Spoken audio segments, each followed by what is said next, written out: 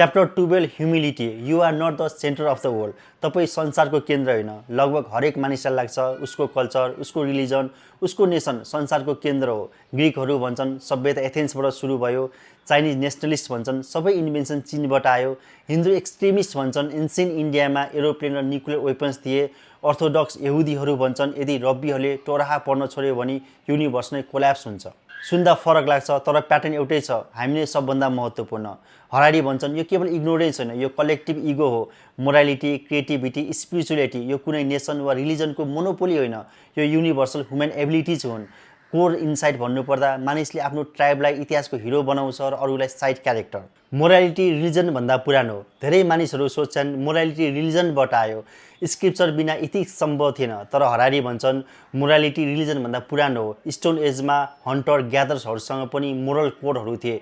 Cooperation, fairness, इम्प्याथी भन्ने कुराहरू scripture आउनुभन्दा पहिले नै अस्तित्वमा थियो।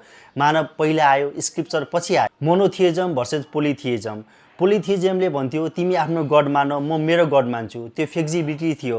तर जब मोनोथियजम आयो त्यसपछि विचार बदलियो। सत्य एउटै छ, भगवान एउटै छ, त्यो हाम्रो भगवान हो भन्ने भयो। त्यहाँबाट जन्मियो धर्मयुद्ध, जिहाद, धार्मिक उत्पीडन। यहाँ अशोका भर्सेस क्रिस्चियन इम्पायरको एउटा इक्जाम्पल दिन्छन्। इम्पायर अशोका बुद्धिस्ट थिए तर उनले सबै रिलिजनलाई सम्मान गर्ने नीति लिएका थिए।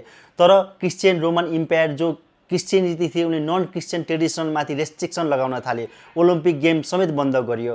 हरारीको पोइन्ट क्लियर छ, रिलिजन युनिटीको स्रोत पनि बन्न सक्छ, रिलिजन इन्टोलरेन्सको इन्जिन पनि बन्न सक्छ।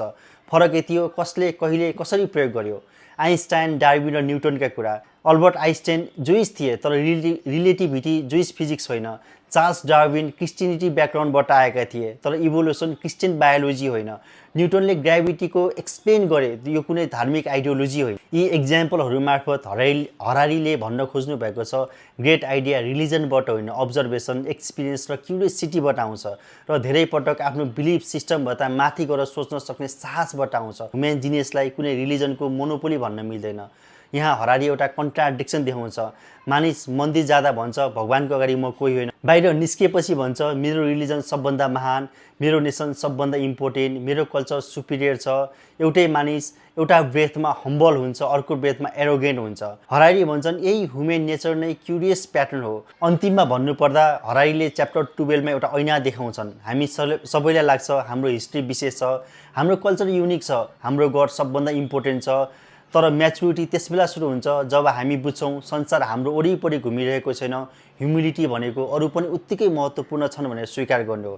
Thank you so much. Next च्याप्टरमा भेटौँला।